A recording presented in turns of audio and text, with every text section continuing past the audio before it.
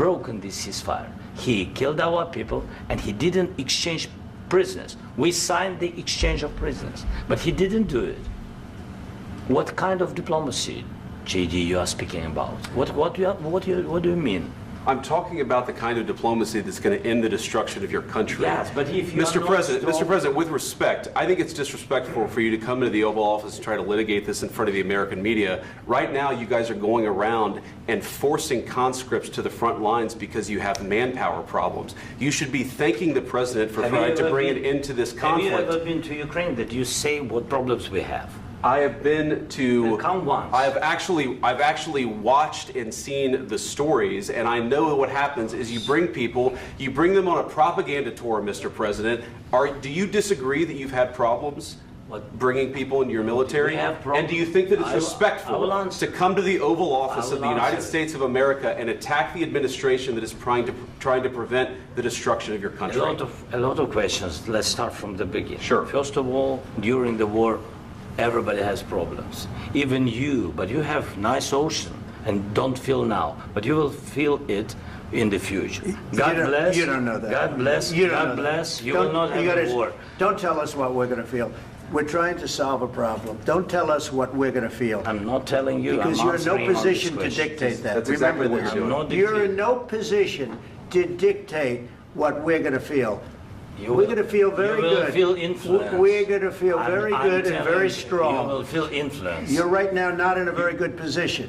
You've allowed yourself to be in a very bad position, and he happens to be right about it. From the very beginning of the war. You're not in a good position. You don't have the cards right now. With us, you start having cards. Right now, you don't. You're playing cards. You're playing cards. You're gambling with the lives of millions of people. You're gambling with World War III. You're gambling with World War III. And what you're doing is very disrespectful to the country, this country. That's back to you. Far more than a lot of people said they should have. Have you said thank you once? This entire meeting? No, in this entire meeting, have you said thank you? You went to Pennsylvania and campaigned for the opposition in October. Offer some words of appreciation for the United States of America and the president who's trying to save your country. Please, you think that if you will speak very loudly about the war, you can... He's not speaking loudly. He's not speaking loudly. Your country is in big trouble. Can I answer? Wait a minute. No, you've done a lot of talking. Your country is in big trouble. I know. You're not winning. You're not winning this.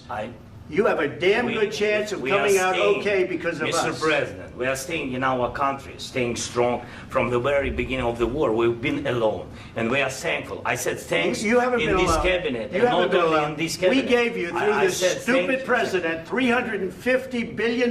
You voted we gave for you your military equipment, and you men are brave, but they had to use our military. What about if you didn't have our military equipment, if you didn't have our military equipment, this war would have been over in 2 weeks. In 3 days. I heard it from Putin. In 3 days. This is something maybe new. Less. In 2 weeks. Of course, yes. It's going to be a very hard thing to do business like this. Again, I tell you. Just say thank you. I said a lot of times to American people. Accept that there are disagreements, and let's go litigate those disagreements rather than trying to fight it out in the American media when you're wrong. We know that you're wrong. But you see, I think it's good for the American people to see what's going on. I understand, sir. I think it's very important. That's why I kept this going so long. You have to be thankful. You don't have the cards. You're buried there. Your people are dying. You're running low on soldiers. Listen, you're running low on soldiers. It would be a damn good thing. And then you tell us, I don't want a ceasefire. I don't want a ceasefire. I want to go and I want this. Look. If you could get a ceasefire right now, I tell you, you'd take it so the bullets stop flying and your men stop getting killed. Of course, we want to stop the war. But you're saying you don't want a ceasefire. But I said to you, I want a ceasefire. With guarantees. Because you'll get a ceasefire faster than an agreement. Ask our people about ceasefire, what they think. That wasn't with me. That wasn't with me. That was with a guy named Biden, who was not a smart person. That was with Obama. It was your president. Excuse me. That was with Obama, who gave you sheets, and I gave you javelins. Yes. I gave you the javelins to take out all those tanks. Obama gave you sheets. In fact, the statement is, Obama gave sheets and Trump gave javelins. You got to be more thankful, because let me tell you, you don't have the cards. With us, you have the cards. But without us, you don't have any cards. One more question to Mr. Vice President.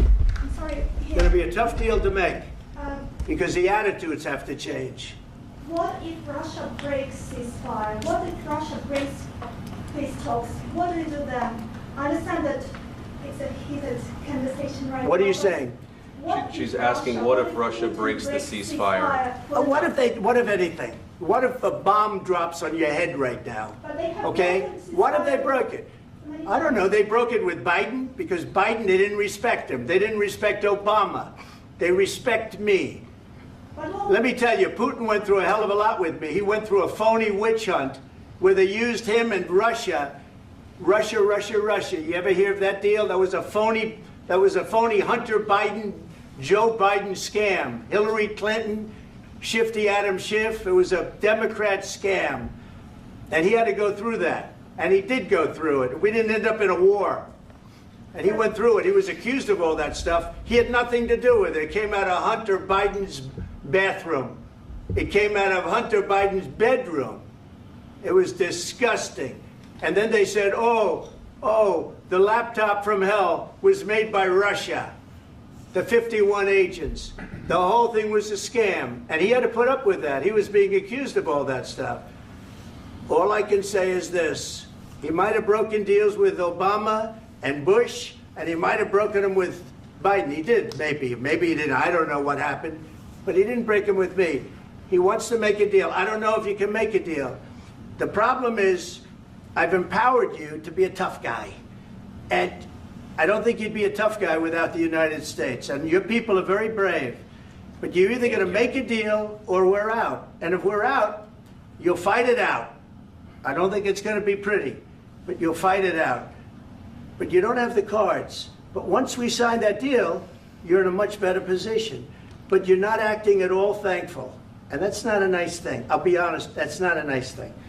All right, I think we've seen enough. What do you think? What's huh? this negotiation? This is going to be great television, I will say that. All right. We'll see what we can do about putting it together. Thank you, sir. I know this is and I need the back of this. Negotiate, given that. We'll see, I don't know. Guys, come on. Wait, hey, guys, come on, let's move, please.